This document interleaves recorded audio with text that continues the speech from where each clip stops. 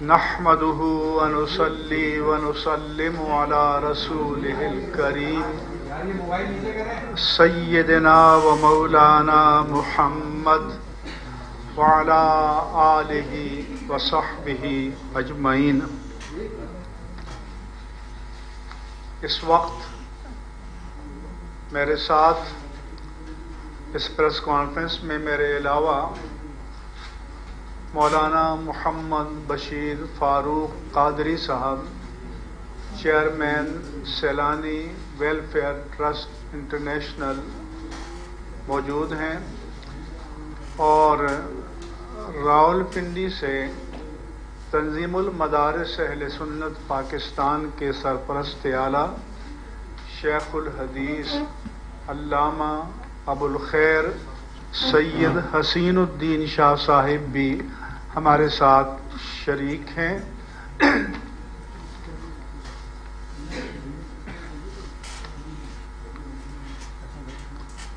اس وقت ملک میں جو صورتحال درپیش ہے اور جس کرب سے ہمارا ملک گزشتہ چند دن سے گزر رہا ہے، ہماری نظر میں موجودہ صورتحال کے ذمہ دار تحریک لبیک پاکستان سے معاہدہ کرنے والے وفاقی وزراء ہیں۔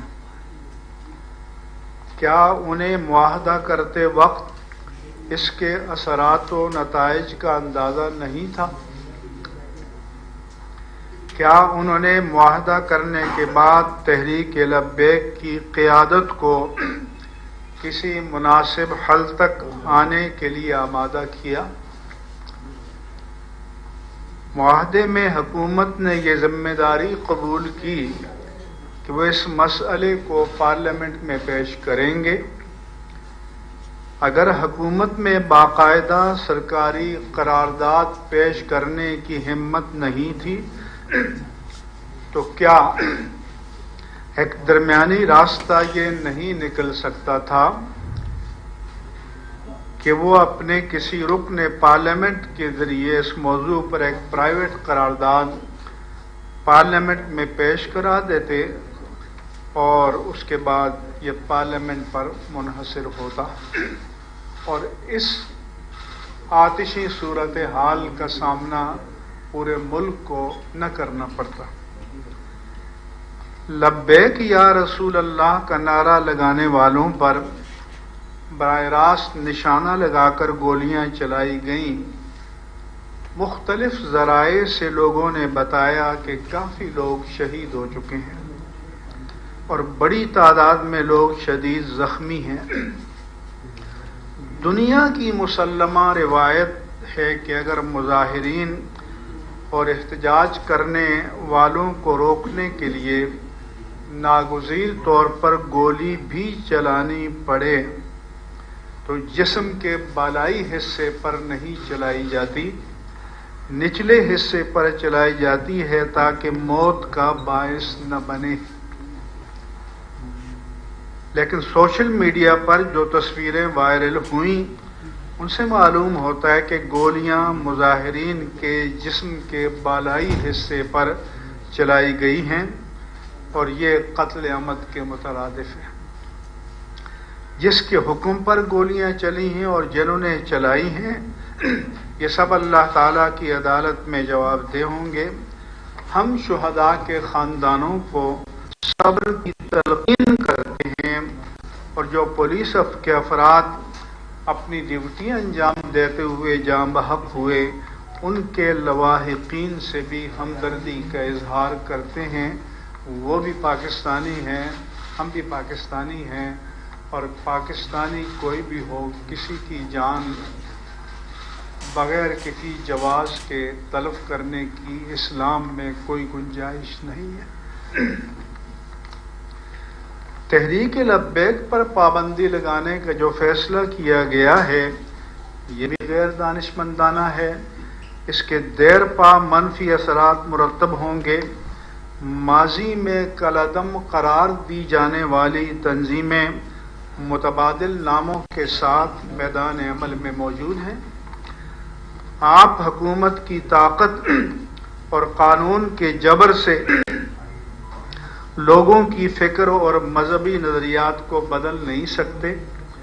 معاملات کو کسی قابل قبول صورت پر لانے کے لیے حکمت و دانش کی ضرورت ہوتی ہے، مگر ہماری حکومت اور حکمراں اس صلاحیت سے عاری ہیں۔ ان کے نزدیک حکومت صرف جبر و جور، طاقت کو استعمال کرنے اور دوسروں کو اپنے مقابل حقیر جاننے کا نام ہے۔ ان سے خیر کی توقع بس ہے۔ ہم ان مظالم اور حکومت کے اس طرز عمل کی قریب مذمت کرتے ہیں۔ اب حکومت دانشمندی غیر مشروط طور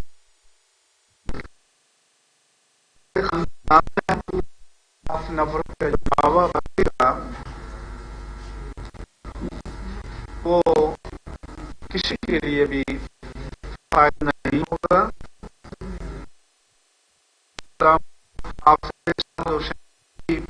اور ان کی شک کی ذمہ داران کو رہا کر کے ان سے بامانہ مذاکرات کیے جائیں تاکہ صورتحال کو معمول پر لایا جا سکے۔ یہ بات واضح ہونی چاہیے کہ اس وقت پاکستان بھر میں اہل سنت و جماعت کے دینی جذبے سے معمور اور ناموس رسالت پر فریفتہ متحرک اور پرجوش نوجوان ذہنی، فکری اور عملی طور پر تحریک لبیک سے وابستہ ہو چکے ہیں۔ اگر اس صورتحال کا حکمت و تدبیر سے مداوا نہ کیا گیا تو اس کے نتائج آئندہ قومی انتخابات میں حکومت کے لیے بھیانک ہو سکتے ہیں۔ ہم یہ بھی مطالبہ کرتے ہیں کہ تحریک لبیک پاکستان جو الیکشن کمیشن میں رجسٹرڈ ہے، جمہوری دینی سیاسی جماعت ہے، وہ انتخابات میں حصہ لیتے ہیں۔ اس کا مطلب یہ ہے کہ وہ ملک کے آئین و قانون کے وفادار ہیں، اس لیے ان پر پابندی کا فیصلہ بلا تاخیر واپس لیا جائے۔ ہم خطبائے کرام سے اپیل کرتے ہیں کہ جمعۃ المبارک کے خطابات میں شہدائے ناموس رسالت کی بلندی درجات اور زخمیوں کی جلد صحتیابی کے لیے دعا کریں۔ تحریک لبیک کے ستم رسیدہ گرفتار کارکنان کی رہائی کے لیے دعا کریں اور ان کے ساتھ اظہار یکجہتی کریں، ان کے جذبات کو حوصلہ دیں اور ٹھنڈا رکھیں۔ یہ ملک ہمارا ہے، اس کا امن اور سلامتی ہم سب کو عزیز ہے۔ کسی بھی احتجاج میں سرکاری اور نجی املاک کو نشانہ نہیں بنانا چاہیے، یہ فعل شرعاً جائز نہیں ہے۔ حکمران دوسروں پر فتوے صادر کرنے سے پہلے اپنے ماضی کے کردار اور ایسے ہی باغیانہ اقوال و افعال کا جائزہ لیں۔ کیا کبھی انہوں نے خود اعتراف جرم کر کے اپنے آپ کو قانون کے سامنے پیش کیا ہے؟ کیا قانون صرف کمزور کے لیے ہوتا ہے؟ طاقتور اور صاحب اقتدار قانون سے بالاتر ہوتے ہیں۔ ہمارے میڈیا پر موساد، CIA، MI6، خاد، KGB، TTP اور PTM ہر طرح کے اداروں کا نام آ سکتا ہے، لیکن تحریک لبیک پاکستان کا نام لینا یا اسکرین پر لکھنا ممنوع قرار دیا گیا ہے۔ اس لیے ایک مذہبی تنظیم لکھا جاتا ہے، یہ ہمارا آزاد میڈیا ہے۔ ظاہر ہے اس میں غیبی ہدایات اور دینی طبقات کے ساتھ ان لبرل اداروں کی اپنی عصبیتیں اور نفرتیں بھی شامل ہیں۔ ماضی قریب میں چشم فلک نے یہ بھی دیکھا کہ 20-30 افراد دھرنا دے کر کسی شاہراہ کو بلاک کر دیا اور سیکیورٹی کے اداروں نے اپنی گاڑیاں کھڑی کر کے اس ناکہ بندی کو تقویت دی۔ تب نہ قومی اور ملکی مفاد مجروح ہوا، نہ ایمبولینسوں کی دہائی دی گئی، نہ یہ کہا گیا کہ لوگوں کو مشکلات پیش آ رہی ہیں، اس سے ریاست و حکومت اور میڈیا کی عصبیت کا ہر کوئی اندازہ لگا سکتا ہے۔ اگر حکومت حالات کو بہتر بنانے میں سنجیدہ ہے تو تحریک لبیک پاکستان کے سربراہ علامہ حافظ سعد حسین رضوی اور ان کی شورا کے ارکان کو رہا کرے تاکہ وہ اپنی شورا سے مشاورت سے حالات کو کنٹرول کریں۔ نیز ہم ان کی رہائی کے بعد ان سے اپیل کریں گے کہ زیر تصفیہ معاملات کو عید الفطر کے بعد تک مؤخر کریں اور تمام اسیر کارکنان کو فوری رہا کیا جائے۔ آخر میں ہم پاکستان کو ریاست مدینہ قرار دینے والے وزیر اعظم سے اپیل کرتے ہیں کہ تاجدار ریاست مدینہ سیدنا محمد الرسول اللہ صلی اللہ علیہ وآلہ وسلم کی سنت جلیلہ تو یہ ہے کہ آپ نے مکہ فتح کرنے کے بعد جبکہ ایک ایک فرض سے آپ انتقام لینے پر قادر تھے، آپ نے عفو عام کا اعلان کیا، عام معافی کا اعلان کیا۔ تو کیا یہ لفظی ریاست مدینہ ہے یا اس میں ریاست مدینہ کی کوئی معنویت بھی ہے؟ اس لیے وزیر اعظم سے مطالبہ ہے کہ تاجدار ریاست مدینہ کی سنت جلیلہ پر عمل کرتے ہوئے عفو عام کا اعلان کریں اور تمام گرفتار شدگان کی فوری رہائی کے احکام صادر کریں تاکہ آپ کے قول و فعل میں مطابقت نظر آئے۔ میں ایک بار پھر کہوں گا کہ ریاست و حکومت کی طاقت کا ہم سب کو پتہ ہے، وہ سب کچھ کر سکتے ہیں، لیکن یہ کسی ریاست و حکومت کے سربراہان کے شایان شان نہیں ہے کہ طاقت کو اپنے عوام کے خلاف استعمال کرے، کہ طاقت کو یا رسول اللہ صلی اللہ علیہ وسلم کا نعرہ لگانے والوں کے خلاف استعمال کریں۔ مہربانی کریں، اپنے دل میں نرمی پیدا کریں۔ رمضان مبارک کا مہینہ ہے اور اللہ کے رسول نے فرمایا تھا کہ جو ماہ رمضان میں اپنے ماتحتوں کے ساتھ حسن سلوک کرے گا اللہ تعالیٰ اسے جہنم کی آگ سے نجات عطا فرمائے گا۔ کیا ہمارے حکمرانوں کو یہ سودا منظور ہے؟ اور مزید یہ کہ اور بھی جو معمولی جرائم میں لوگ قید ہیں، میں اپیل کروں گا کہ ماہ رمضان میں ان کو بھی رہا کیا جائے تاکہ وہ اپنے گھر والوں کے ساتھ رہیں، روزے رکھیں، عید منائیں۔ اس لیے کسی چیز کا زبانی دعویٰ کرنا آسان ہے، لیکن ہر دعویٰ دلیل کا تقاضا کرتا ہے، اور آج ریاست مدینہ کے دعوے کو دلیل چاہیے۔ ہمارا سوال دلیل کا ہے۔ صاحب آپ یہ بتائیے کہ جو پورے ملک میں احتجاج ہوا اس پر کیا کامنٹ کریں گے، اور جو اس وقت لوگ احتجاج کر رہے ہیں ان کو آپ کیا خبر کی تفصیل کریں گے؟ احتجاج کرنے کے بارے میں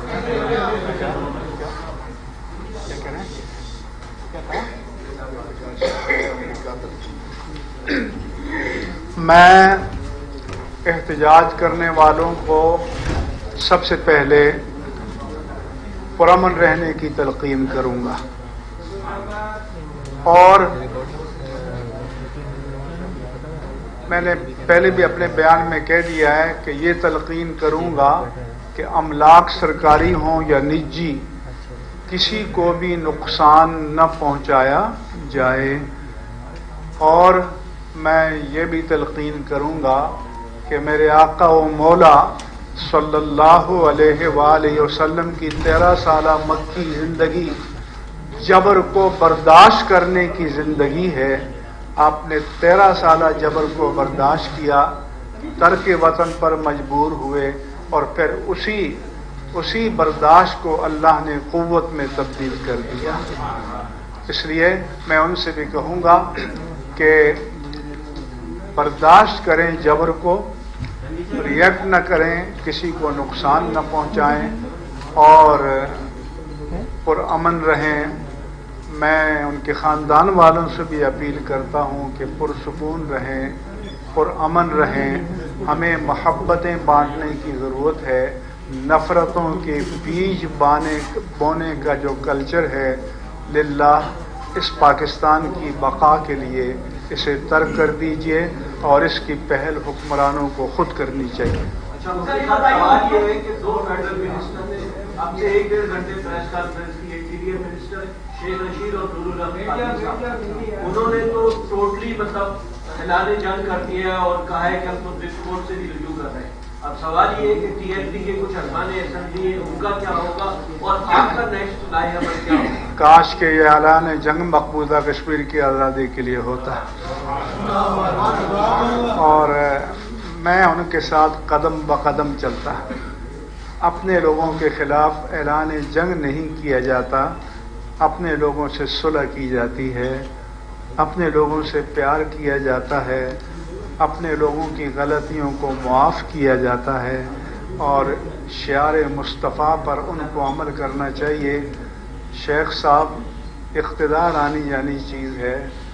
آج آپ طاقت کی پوزیشن میں ہیں، ہو سکتا ہے کل نہ ہو، ہم جیسے عام فٹ پاتھ پر چلنے والے آدمی کی طرح ہوں، تو آدمی اقتدار میں رہتے ہوئے اس کردار کا مظاہرہ کرے کہ جب کرسی اقتدار سے اترے تو کسی کے دل میں اس کا احترام بھی ہو۔ ارکان اسمبلی کے ان کا مستقبل کیا ہوگا؟ کہ ارکان اسمبلی ٹی ایل پی کے یہ جو اگر کالعلم قرار دیے گئے ہیں، ان کا فیوچر کیا ہوگا؟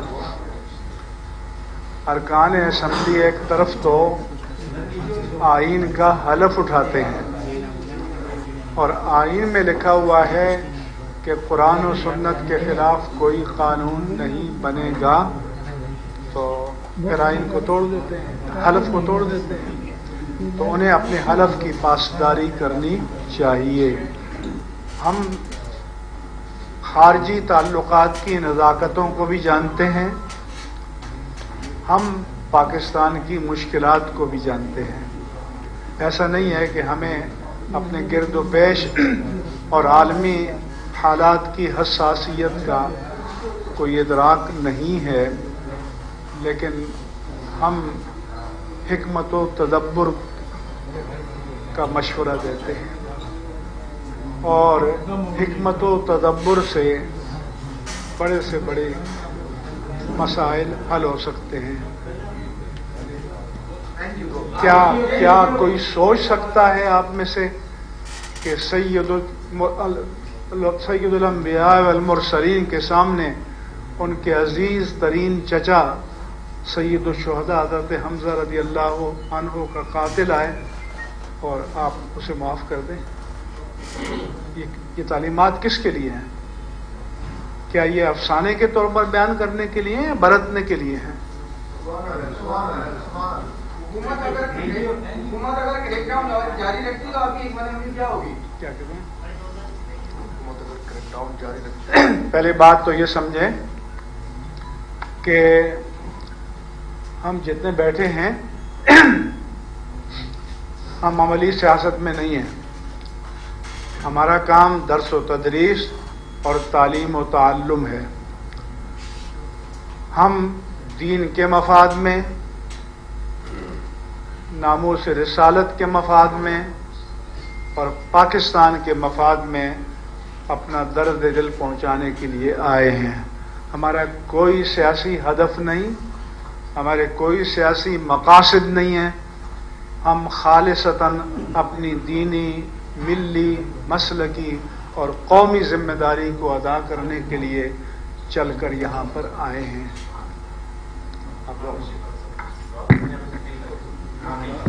بسم اللہ الرحمن الرحیم، الحمد للہ رب العالمین، والصلاۃ والسلام علی سید الانبیاء والمرسلین، یا اللہ یا رحمان یا رحیم۔ ہمارے وطن عزیز پاکستان کو صبح قیامت تک سلامتی عطا فرما، اندرونی بیرونی تمام سازشوں کو ناکام فرما دے۔ یا اللہ، یہ وطن لاکھوں جانوں کی قربانی کے بعد ماہ رمضان میں آج سے تقریباً 7.5 دہائی پہلے ہمارے وجود میں آیا تھا.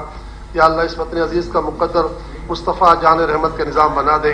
ریاست مدینہ جو ان لوگوں نے خواب دیکھا تھا آج سے صدیوں پہلے، یا اللہ اس خواب کی تعبیر ہو جائے. جو کچھ ہو چکا یا اللہ تو اپنی رحمت سے اس نقصان کو نفع سے بدل دے اور ہمارے حالات کی اصلاح فرما، ہمارے باہمی تعلقات اچھے کر دے، ہمارے اندر الفت اور محبت پیدا فرما دے. آمین. وصلی اللہ تعالی علی خیر خلقہ محمد وعلی آلہ وصحبہ اجمعین برحمتک یا ارحم الراحمین. بہت بہت شکریہ تمام احباب کا.